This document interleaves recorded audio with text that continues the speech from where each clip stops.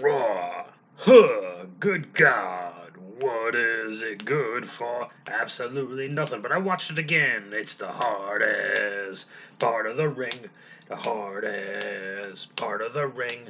Sometimes you go over the top rope and you bang your head on the ring apron. That's when you feel like a big dope. 'Cause they're the worst bumps you can be taking. Oh, it's the hardest part of the ring. The hardest part of the ring. Sometimes you reach out for the hot tag and you go ahead and make your own comeback. And that's when you should quit wrestling. Better off rolling in thumbtacks. Yeah, it's the hardest part of the ring. The hardest part of the ring. Double claps. I fucked up the claps. Hardest part of the ring. The hardest part of the ring. The hardest part of the ring. The hardest part of the ring. Ba-da-ba-da. There it is. Hey, it's me, Bob. What do you say? What do you know? Tip the veal, try the waitress. Hardest part of the ring for the March 8th, 2021 Hulu nearly not limited enough edition of Monday Night Raw. Oh man, of all the things they kept and chose to air on Hulu this week. Sweet mother of pearl, heavens to Murgatroyd, every which way from Sunday, heavens to Betsy.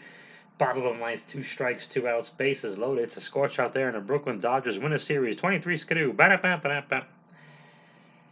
Hi, it's me, Bob. Thanks for joining me once again. The hardest part of the ring, the intentionally worst wrestling podcast of all time. I don't know if we opened the show with Hulk Hogan. I don't know if we opened the show with Hulk Hogan slamming Andre the Giant or not. I was making my dinner, which is 2 lean cuisines. It's a little dish I like to call defeating the purpose. Anyway, how you doing, Mark and Chris? Are you guys good? You okay? Have you seen this? Have you heard about this? Yikes. Okay, well, this is not going to be as happy and cheery and bubbly as my WrestleMania 7 review. Did I sound happier in that thing, by the way? Well, yeah, we're about to be reminded why. I don't think we've announced one Fastlane match, and I mean, I didn't ask, but be that as it may, that notwithstanding, nevertheless, all things considered, let's talk about Raw on Hulu. There's a package. There's a package. Bobby Lashley. They made a long package for Bobby Lashley. Supposedly on the TV version, they re-aired his entire ring entrance because it's not like there's a bunch of talented guys or gals and gals sitting around in catering. I don't know. Do they still have catering? Probably not. They're just coughing on a bunch of dinner rolls, giving each other COVID. It's a big package, so we see Lashley's lengthy, just heavy package, just resting on our shoulders. And then the Hurt Business is backstage with a blonde lady, and Bobby Lashley says the almighty era, but he pronounced era like error, which is unfortunate. But he did. Then The Miz comes out. Now The Miz comes out like a badass. We have to open every goddamn show with The Miz. The Miz comes out. He's all mad. Comes out with John Morrison. Of course, there's 2 microphones. They each have their own microphone. Everyone gets their own microphone. And the computers are booing The Miz to let us know that they think he's good at this. And then Miz says he's gonna, of course, he's mad that he had to wrestle Bobby Lashley. He explains how he took advantage of the rules. This is very long. I actually skipped ahead during a bunch of this, and it is still going on. He wrestles Bobby Lashley. Lashley comes to the ring looking like a champion, not just because he has a belt around his waist. That would be silly. But yeah, looking like $1 trillion over there. Lashley beats the Miz. A little more action than they did last week, but they gave the Miz a little bit. It made enough sense for me. Like Miz would dodge Lashley, and Lashley would hit the post, like that kind of thing. Miz, good God, he hates getting. I say this all the time. He hates getting hit, and that's why fans don't take him seriously. They've never seen him suffer. He brags in his promo about how he never gets injured, and he deserves to be the champion because he does all the media appearances. Aren't you supposed to deserve to be the champion because you're tough and you beat everybody in the ring? No? Am I wrong? I don't know anything about? Okay. Just some fucking guy. There's some fucking guy, and this is the part where some other guy is going to be, well, when you produce your own wrestling company, when you book and you write, well, when you when you draw a tiny fraction of what you did 20 years ago, okay. When you were, geez, don't say that. Yeah, fuck it. When you were in charge of creative during the middle of the new generation, the notoriously worst creative era in history, I was like, okay, Bob, enough. Um, that's enough. Lashley wins, of course. So they're twice during this match. Miz blocks the clothesline on the outside. Or no, my bad. He pre-bumps on the clothesline so he doesn't get touched by Lashley when he bumps on the apron. Miz does not look. He's in good enough shape. He's in great shape for the average human. And it's not just because he's next to Lashley. He's also next to Morrison, who's got like a 4-pack, but or an 8-pack, whatever the hell it is. But who's wearing a suit, of course, so we don't see that. I don't get it. And then when Lashley does the running, he puts in like a fireman's carry, and he runs your head into the post. I mean, yeah, you should put your hand up and block it. I have a bit of resentment from the Samoan school where we weren't allowed to do that. They'd call you superstar, like you think you're a superstar for doing that, and then we all ended up really hurt and doing much worse for wear and old age. But also they can feel tough in front of 20 people. But anyway, with that said, Miz puts his hand up like 6 days before he's supposed to hit the post.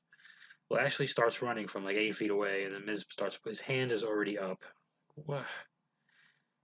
That's why we don't take you seriously. See, when Morrison flies around, we know he's putting himself at risk. We know he gets hurt. We know he can kick and be kicked and hit and be hit, Morrison. So it's like we buy it a little more. Miz hates getting just hates getting touched. I know it's like you're not supposed to want to get your face kicked in, but also, dude, that's why we never took you seriously. Because he'll have these feuds where like he had one with Daniel Bryan in the summer of 2018. I want to say like okay, so he gets all this heat on Bryan. We want to see Bryan kick the shit out of him, and we see Miz lose the match, but we don't see Miz. Miz never gets hit with that chair much.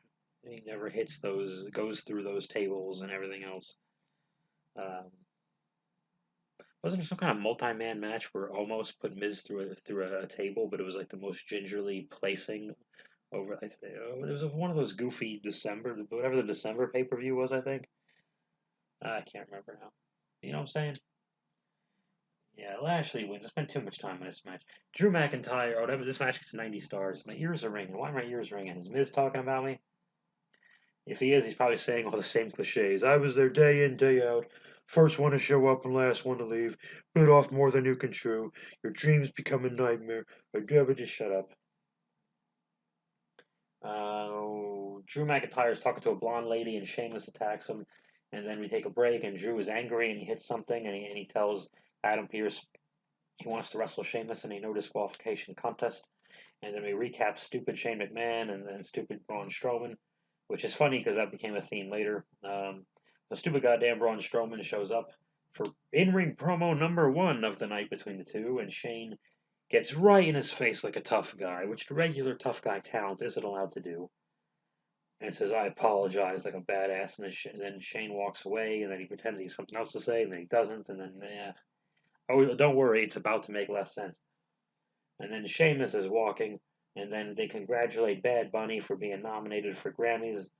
And then Shane McMahon talks to the blonde lady, and she wants to know what else Shane had to say, and he says, I don't know, I forgot what he said. And then Drew McIntyre and Sheamus have their match, and here we go. The babyface Drew McIntyre jumps Sheamus during his entrance. I'm fine with this because Sheamus not only just turning on him after being friends for 20 years, but Sheamus attacked him, out of nowhere earlier on. So this is perfectly fine. This is what Drew should do. Drew should not get into the ring, or God forbid they make Drew enter first and just stare at Sheamus while Sheamus does his pose for his lights and his music. Drew should be pissed off. This is how Drew should have been the night after Miz screwed him out of the thing, but whatever. So they beat the shit out of each other. I was worried about if I was going to enjoy this. I did enjoy it. They beat the crap out of each other. They have the traditional kendo stick under the ring for no reason. Beat the whole holy hell out of each other. Hard hitting. There were parts where they sped up, but they were still not going too fast and still selling what they were doing. So it was fast up top, and then they got a little back and forth with the finishes. There was a claymore on Sheamus. Sheamus rolls out of the ring. They both pick up metal stairs, run into each other, and Sheamus's head ping pongs around. Drew McIntyre tumbles over the barricade and falls into the first row of the computers. And other computer, I mentioned the computers are booing Miz. I'll talk about the computers again later. So they do a referee stoppage, which is good because they don't do these a lot. But when they do, it's effective because it makes sense. And they just said Sheamus can't continue, and Drew was pissed off, but maybe with a little bit of regret, and that he did this to his friend, even though his friend deserved it. Um, Something different, and Drew still is the victor. Drew is the badass. He's the hero. He did get his ass kicked. I don't think Drew beating Sheamus pillar to post in 5-6 minutes would have been a good idea. This was a little longer and pretty even. And Drew is a human, and the frustration of being screwed over and then beat up so badly at the Elimination Chamber has broken him a little bit or made him snap a little bit. And he snapped on his friend who turned on him, which made perfect sense. So yeah, I thought this was good. The show could have ended here. Should have ended here. But we recap Randy Orton and Alexa Bliss and the Fiend and the Dr. Claw Inspector Gadget villain voice they made Orton stare at himself doing, and then he coughs up some goop. And then what happens there? AJ Styles is backstage with Omos and a new guy named Kevin. Who the hell is Kevin? It's like they forgot about him. And they're like, oh, Kevin. And then they're on an airplane and he's just hanging out, throwing paint cans at Joe Pesci.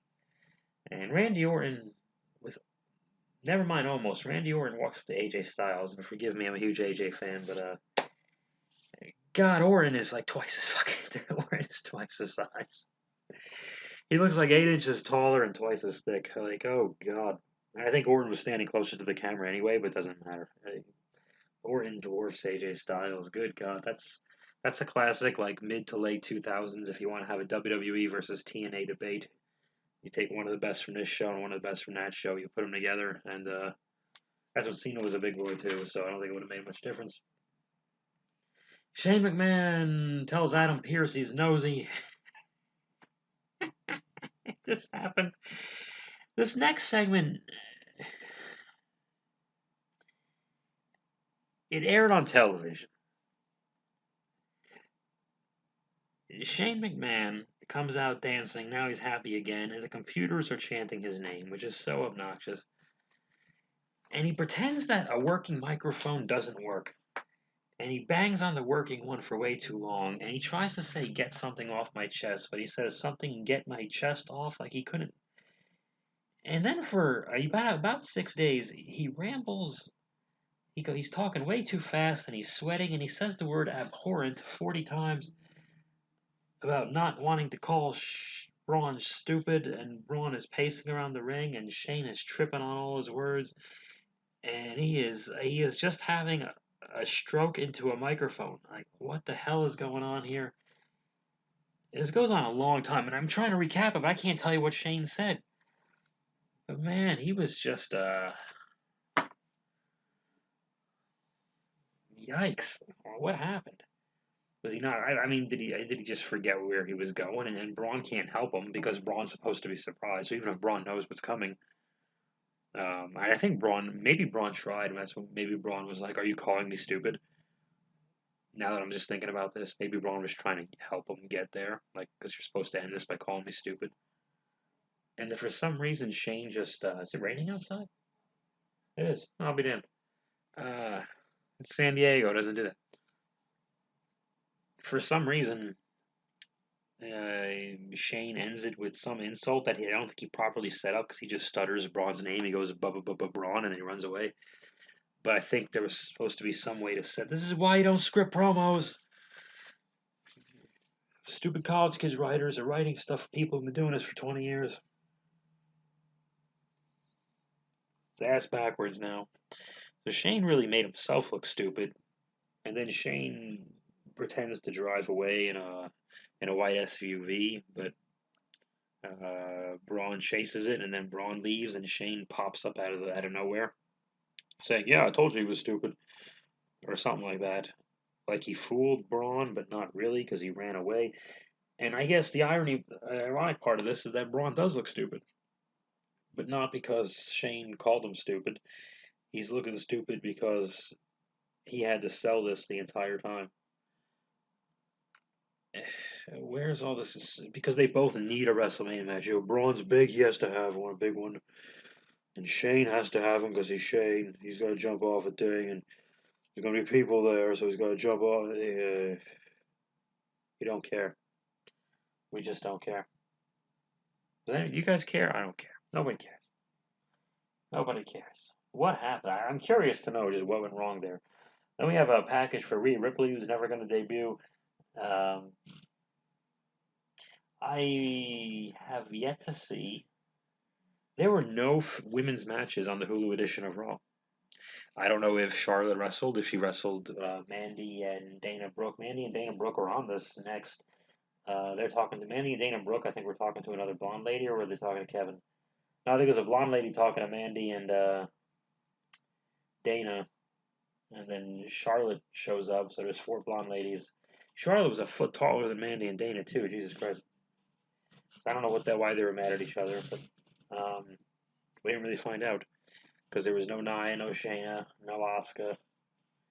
Peyton Royce did a thing on Raw Talk later that I thought was great that some people are talking about, but it wasn't on a television program. So can we count it? Count it? Count it? I don't know.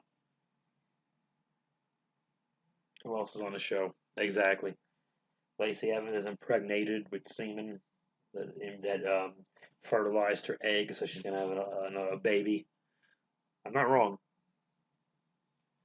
AJ Styles and Omos are talking to Kevin again right before they enter. This is funny because Omos is so tall it forces them to show the top of the set, which I don't think is a big deal at all. I think it makes it special actually, but you know Vince probably hates that you can see past the set and all that crap. Dude's tall. AJ and Orton wrestle. The announcer, the guy who was in Michael Cole, called this a WrestleMania worthy match, which is hilarious because they've wrestled at WrestleMania, so I would hope so. You guys booked it.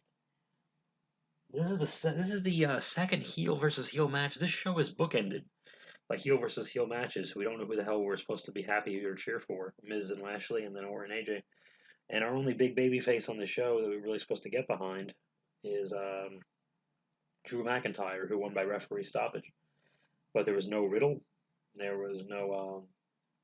I guess Keith Lee's hurt or just not on. I think the details are a little sketchy on that. Who else is there? Jeff Hardy's on the show, but he just kind of. Anyway, they do this match, and they have a great back and forth. Again, it's AJ and Orton. We've just seen it a lot, but they're having a good back and forth, man. They're both trying to beat each other, working on a body part. AJ can't finally gets the calf pressure on after working the leg. Makes perfect sense. Orton's in a mood, so he's just pounding on AJ generally. This is all great. Alexa shows up and she laughs, and then the goop falls out. The goop falls out of Orton's mouth, and then AJ. I thought they were just going to end the match and do the no contest, just don't bring up who won thing. Like when Lacey Evans got impregnated with the semen in her egg and then the womb as having a human fetus. And they just ended the match and played her music because she was pregnant. But like, what was the point of the match?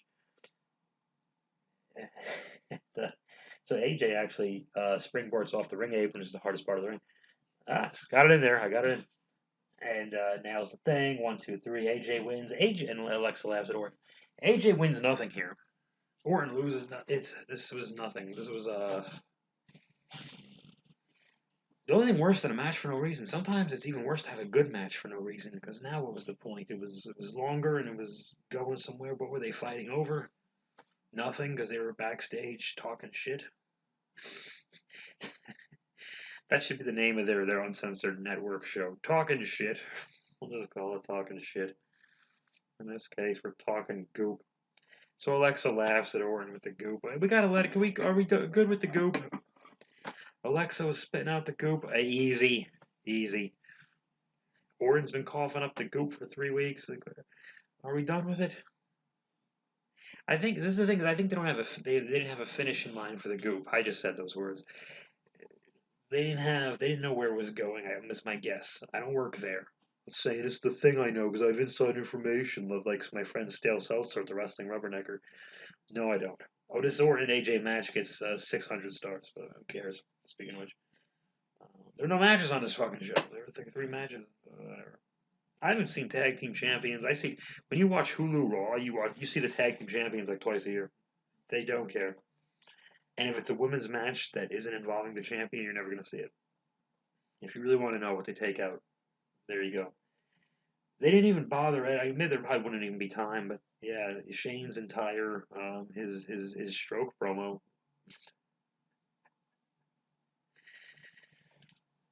So I don't know what we're doing for Fastlane. I think it just really hurts the road to WrestleMania. I guess there's going to be fans there WrestleMania this year. I mean, they're selling tickets. There might still be no fans with the way the build-up is going. LOL. I didn't tell you I do. Yeah, I laugh in Spanish to feel more cultured instead of haha. It's like I'm not going to embarrass my nation with a big American knee slapper. Ha! Not me.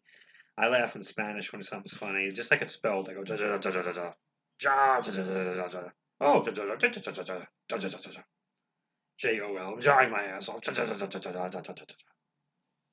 Like some people will snap their fingers instead of clapping, which is really for attention, so you can look at them how sophisticated they think they are. That was a New York thing for a bit. I hope it died. I hope New York dies. Easy, Jesus Christ. Like instead of clapping, you need to look at me, snap my fingers like I agree, but I'm so cool. Yeah, yeah, yeah. That's the laughter equivalent is me going oh ja ja ja ja ja ja ja ja ja ja ja ja. Okay, JMAO, jawing my ass off. Oh, I don't know what's going on with the build. I want to mention this. I took time out to finally, not finally, because it only happened last Thursday, but I haven't seen any UK stuff in a while. And I got a chance to watch Mako Satomura versus Kaylee Ray. Love this match. Best WWE women's match of the year so far. Maybe the best WWE wrestling match, period, of the year so far. I can't think of anything else. Um, what else was there? Who did Drew fight at the Rumble? Does anyone know? Must have fought somebody. Oh, Goldberg. Oh, fuck that. Yeah, yeah, yeah. No. What happened at Chamber? I don't know. That first Chamber, the SmackDown Chamber was pretty good, but that's really not fair because you got, bells and whistles left and right, yada, yada, yada. Yeah, Kaylee Ray and Mako was really good, really hard hitting. Kaylee took a Death Valley driver on a ring apron, which is the hardest part of the ring, if I never told you that. My only nitpick was, I don't really know if it matters at this point. The whole thing made a babyface out of Kaylee Ray. She's been accepting all challenges, beating them clean with her finish.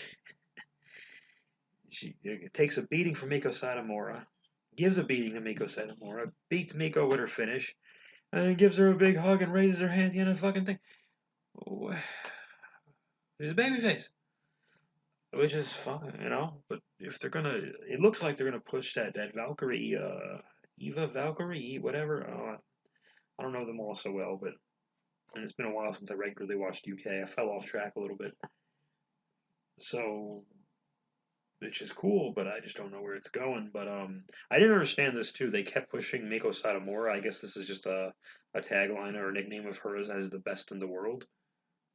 I have a question though. As a viewer, if Miko Satomura is the best in the world, then why doesn't she wrestle there? You know what I mean? Like, whoa. How many times have you seen her? 2, 3 times just for those wacky tournaments and a few years ago in this match? This is the first after COVID time I think we've seen her, right? So if she's the best in the world, you're telling me that aren't Charlotte, Sasha, Becky, Bailey, Shayna, Bianca, or whatever, aren't they supposed to be the best in the world because it's WWE? I don't get that. You're telling me the best in the world isn't there? Io Shirai, Rhea Ripley, Tony Storm, etc., etc., etc. I don't understand that. But I don't know. I'm some fucking guy. I'm just some fucking guy doing the worst wrestling podcast in the history of the world. At one point, Kaylee actually she held Miko on a gory before the gory bomb, which she didn't do. She eventually did do two of them, I think, to beat Miko, but she was going to do one on the ring apron, which she didn't. I didn't think she was going to. Miko fought out of it. You know it's coming. You can see the timestamp on the video. You know it's coming. But I didn't believe for one second, honestly. All kidding aside, all jokes. We got Jokers cracking wise, Weisenheimer's on the up and up, Hooligans on the straight and narrow, Dames are flipping their lids. I didn't think Miko Satomura was really going to take a gory special thing on the hardest part of the ring. The hardest part of the ring. Sometimes you go over the top rope and you bang your head on the ring apron. And that's when you feel like a big dope. Because they're the worst bumps you can be taking. Oh, it's the hardest part of the ring. The hardest part of the ring. Sometimes you reach out for the hot tag. Then you go ahead and make your own comeback. And that's when you should quit wrestling.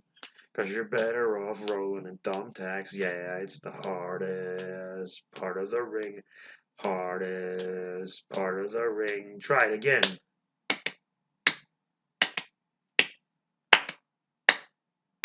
The hardest part of the ring.